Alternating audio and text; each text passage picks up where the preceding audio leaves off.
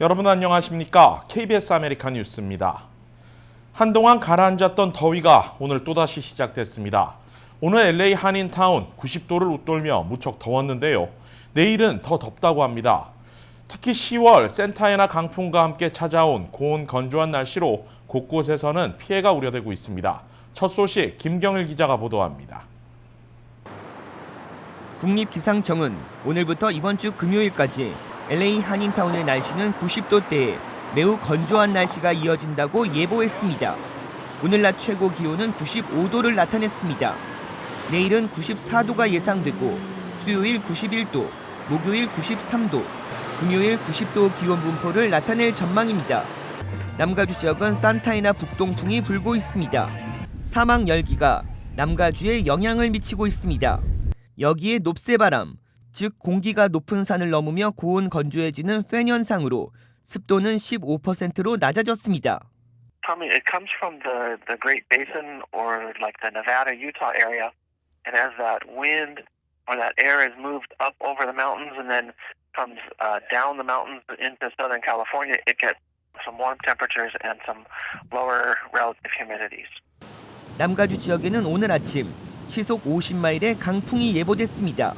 국립기상청은 이번 주 남가주 지역에 시속 20에서 25마일의 고온 건조한 강풍이 불 것이라고 밝혔습니다. 운전자 주의사항은 바람에 도로 위 나뭇가지가 많이 생길 수 있어 안전운전을 당부했습니다. 또 현재 83% 진화율을 보이고 있는 세들리치 산불 확산 우려 등 산불 위협을 가장 걱정하고 있습니다. Warm temperatures and low relative humidities, it does increase the fire weather concerns. So that means if there were to be a fire that got started during this time, it has that potential to grow very rapidly. LA 소방국은 샌 가브리엘과 일부 산간 지역의 경우 50마일의 돌풍이 예보돼 있어 걱정이 큽니다. 지역 주민들에게 산불이 발생하지 않도록 주의해 줄 것을 당부했고 소방대원들에겐 꺼진 불도 다시 확인하라고 지시했습니다. KBS 뉴스 김경일입니다. 산타모니카 북서쪽 퍼시픽 팰리세이즈 지역에서 오늘 오전 산불이 발생해 일대 강제 대피령이 내려졌습니다. 오늘 오전 10시 30분경 500블락 노스 팰리세이즈 드라이브에서 시작된 산불은 고온 건조한 바람이 불며 15분 만에 인근 주택가로 빠르게 확산됐습니다.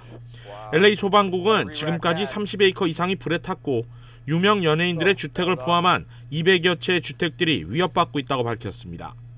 강제 대피 발령 지역은 샤멜 레인에서 비엔베네다 애비뉴, 남북으로 메리베일 레인에서 라크맨 레인까지입니다. 현재 150명 이상의 소방대원들이 진화 작업을 벌이고 있는 가운데 소방당국은 해안에서 불어오는 차가운 바람이 산타애나 바람을 막고 있어 더 이상 산불이 확산되진 않는 모양새라고 밝혔습니다. 6개월 앞으로 다가온 제21대 대한민국 국회의원 선거를 앞두고 재외선거관리위원회가 출범하며 본격적인 준비 행보에 나섰습니다. 이번 재외선거 역시 보다 많은 재외국민 유권자들의 투표가 이뤄질 수 있도록 투표소 확대가 추가적으로 이뤄질 수 있을지가 관심인데요. 이우수 기자가 보도합니다. 지난 2016년 제20대 총선 LA 총영사관에 등록된 전체 유권자는 모두 7,020명이었습니다. 이 중 실제 투표에 참여한 인원은 2,508명, 전체 유권자의 35.7% 수준에 머물렀습니다. 투표를 희망하는 유권자는 많지만 투표소가 멀어 실제 참여까지 이어지는 것이 쉽진 않았던 겁니다. LA 총영사관은 현재 뉴멕시코주와 네바다주, 애리조나주를 관할하고 있습니다. 하지만 투표를 위해 타주를 넘나드는 것이 쉽진 않기 때문에 내년 4월 선거도 이와 비슷한 투표율을 기록할 가능성이 높다는 분석이 지배적입니다. 지난주 LA 총영사관은 재외선거관리위원회를 출범시켰습니다. 투표 참여를 확대시키기 위해 우편 투표는 물론 추가 투표소 설치 가능성도 적극 검토한다는 계획입니다. 여러 공간에서 지금 그다음에 많은 재외국민의 유권자들이 우편투표 실시에 대해서 많은 의견을 주고 계시는 만큼 본부에서도 적극적으로 검토하고 있는 것으로. 하지만 공명선거에 위배될 수 있다는 이유로 우편 투표가 당장 시행될 수 있는 가능성은 높지 않습니다. 투표는 대리투표의 가능성이 있기 때문에 그런 문제까지 정확히 해결됐을 때 아마 도입될 가능성이 크지 않을까. 그러나 추가 투표소가 개설될 수 있는 가능성은 이보다 높습니다. 워낙 그 LA 공간이 관할한 지역이 넓고 또 합리적으로 이른바 잘 하고자 합니다만 여러 가지 아무튼 상황을 종합적으로 고려해서 재선거관리위원회에서 결정할 수밖에. 실제 지난 2016년 시행된 총선에서 공간을 제외한 외부 투표소는 오렌지 카운티와 샌디에이고 단 2곳이었습니다. 제외 공간당 외부 투표소 2곳을 설치할 수 있다는 제외선거법을 따른 것인데 누가 봐도 LA 총영사관의 관할구역 대비 너무 적은 수입니다. 최근 라스베이거스에는 한인 인구 유입이 크게 늘어났습니다. 내년 총선에서 추가 투표소가 설립되거나 기존 투표소의 이전 가능성이 흘러나오고 있는 이유입니다. KBS 뉴스 이우수입니다. 한편 다음 달 5일 치러지는 미국 지역선거는 유권자 등록이 오늘 자정을 기해 마감됩니다. 캘리포니아의 선거법상 유권자 등록은 선거일 15일 전까지 등록을 마쳐야 합니다. 이미 우편 또는 직접 방문을 통한 선거 등록은 마감된 가운데 선거관리국 웹사이트를 통해 오늘까지 등록이 가능합니다. 유권자 등록 양식은 한국어로도 제공됩니다. 한편 이번 11월 선거는 대선이나 중간선거가 아닌 이유로 각 지역구 선거 또는 보궐선거 위주로 치러집니다. 전체적인 투표율도 저조할 것으로 예상되며 출마한 한인 후보도 없어 한인 투표율 역시 높지 않을 것이란 전망입니다. LA타임스가 주요 한류 산업 중 하나로 꼽히는 한국의 게임 시장의 이면을 들여다본 기사를 게재했습니다. 시장은 130억 달러 규모로 커지고 있지만 청소년 게임 중독 등 사회적 부작용이 적지 않다고 지적한 것인데요. 박시몬 기자가 정리했습니다. LA타임즈 일요일판에 실린 기사입니다. 중학교 때부터 게임에 빠져 21살이 된 현재까지 게임 중독에서 벗어나지 못하고 있는 한 청년은 현재 실업자입니다. 게임을 하기 위해 가출을 서슴지 않는가 하면 할아버지의 장례식에서조차 참지 못하고 전화기로 게임을 즐겼습니다. 청년의 할머니는 게임이 손주를 망쳤다며 울부짖고 있습니다. 10년 전 게임에 중독된 한 부부는 어린 딸을 굶겨 죽이기까지 했습니다. 이렇듯 비디오 게임은 한국 사회에 깊숙이 들어와 자리 잡았으며 현재 그 시장 규모는 130억 달러로 커져버렸습니다. 지난 5월 세계보건기구 WHO에서는 인터넷 게임 장애를 공식적인 질병으로 분류하고 국제적인 방안을 모색하고 있습니다. 지난 2017년 한국의 게임 관련 수출 실적은 60억 달러를 넘어섰습니다. 이는 K-팝 음악 사업에서 벌어들인 액수의 10배에 달합니다. 한국보다 게임 사업 분야가 큰 나라는 전 세계에서 미국, 중국, 일본뿐인데 세 나라 모두 한국보다 인구가 훨씬 더 많은 곳입니다. 상황이 이렇다 보니 게임업계 종사자들은 게임 중독을 인정하지 않으려 하고 있으며 문화체육관광부는 게임 중독을 정신병으로 분류할 경우 3년간 90억 달러의 수익 감소와 함께 8,700개의 일자리가 없어질 거라고 반발하고 있습니다.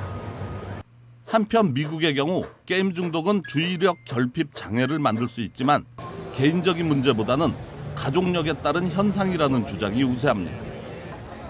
연방정신과협회 APA는 3억이 넘는 미국의 인구 중 0.3%에서 1%가량이 게임 중독으로 고생하는 것으로 추정하고 있습니다. KBS 뉴스 박시몬입니다. 인구조사 센서스국이 뉴욕과 뉴저지 한인들을 대상으로 인구조사 요원을 모집하고 있습니다. 오늘 뉴욕에 이어 내일과 목요일 뉴저지에서도 채용 설명회가 열립니다. 제휴사 뉴욕 KBTV 박정우 기자가 취재했습니다. 뉴욕 설명회는 오늘 오전 10시부터 오후 3시까지 퀸즈 YWCA에서 진행됐습니다. 인구조사 요원 채용 설명회는 한인들과 아시안계의 저조한 참여율을 올리고 많은 사람들의 참여를 독려할 수 있도록 하기 위해 개최됐습니다. 10년 전에는 60만 명의 인구조사 요원이 채용됐다면 올해는 10% 더 채용할 계획입니다. 김은경 YWCA 사무총장은 적극적인 한인들의 참여를 기대한다고 전했습니다. 내일은 저희 YWCA에서 하고 있는데 여기에서 일하실 분들을 저희가 찾고 있습니다. 그래서 여기 오시면 온라인으로 자기가 신청을 하시면 이제 선택이 되시면 이제 일을 하시는 건데요. 이것이 저희가 그 센서스의 카운트를 되기 위해서 여러 가지 잡을 주시겠지만 그래도 한국인들은 한국말을 하시는 분들이 가시는 게 제일 좋잖아요. 네, 그래서 한국인들이 많이 참여를 해주시면 그러면은 이 영어를 잘 못 읽으시고 또 참여하는 거에 대해서 조금 불편함이 있으신 분들에게 많은 도움이 될 것 같아요. 뉴저지에서는 22일 오전 10시부터 오후 2시까지 텐어플라이 소재 KCC 한인 동포회관에서 열립니다. 24일에는 오전 11시부터 오후 4시까지 팰리세이즈 팍 소재 뉴저지 한인회관에서 진행됩니다. 센서스 조사 요원은 시간당 25불에서 27.5불의 시급을 받고 근무 시간 조절, 무료 트레이닝의 기회가 주어집니다. 조사 요원은 18세 이상 미 시민권자면 누구나 지원 가능합니다. KBTV 뉴스 박정우입니다. 오늘의 주요 단신입니다. 한인타운 시니어 커뮤니티 센터가 다민족 청소년들을 가르칠 K-팝 전문 강사를 찾고 있습니다. K-팝 전문 강사로 참여하기 위해서는 영어와 한글 이력서를 시니어 센터 이메일로 전송하면 됩니다. 센터는 프로그램을 도울 영어권 자원봉사자도 동시에 모집합니다. PG&E가 샌프란시스코에서 강제 단전 시행을 검토하고 있습니다. 이는 산불 예방을 위한 것으로 이르면 23일 저녁부터 24일 낮까지 진행될 것으로 보입니다. 단전 예상 지역은 소노마와 나파 등 모두 17개 카운티입니다. 우길기 사용 금지를 요구하는 백악관 청원이 10만 명을 돌파했습니다. 이는 국제올림픽위원회 IOC가 2020년 도쿄올림픽에서 우길기 사용을 승인한 것을 탄원하자는 취지입니다. 이번 안건에 대해 서명이 10만 명을 돌파하며 오는 24일 백악관에 정식 안건으로 상정될 것으로 보입니다.